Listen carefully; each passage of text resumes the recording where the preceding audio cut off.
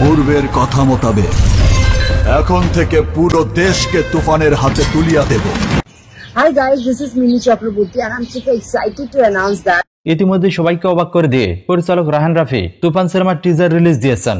আর সামাজিক যোগাযোগ মাধ্যমে শাকিব খানের তুফান সিনেমার টিজার রিলিজের পরপরই তার চোখের পলকেই ভাইরাল হয়ে যায়।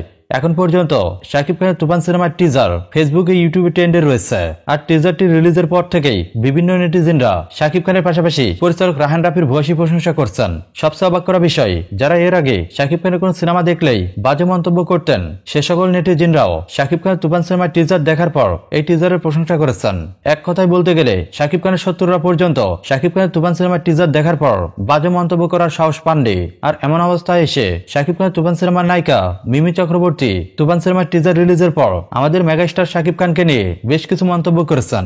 বিশেষ করে প্রতিটি কথার মাধ্যমে মেগাস্টার শাকিব খানকে প্রশংসায় ভাসিয়েছেন।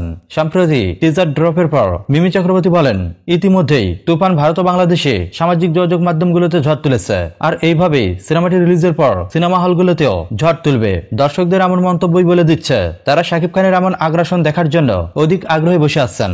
আর সিনেমাটি রিলিজের পরপরই হাজার হাজার শাকিব ভক্তরা ভারত ও বাংলাদেশে বিভিন্ন সিনেমা হলগুলোতে তুফান সিনেমা দেখতে ছুটে আসবেন। আর আমার মনে হয় শুধু ভারত আর বাংলাদেশ নয়, সারা বিশ্বব্যাপী তুফান ঝড়ে কাঁপবে প্রতিটি সিনেমা হল।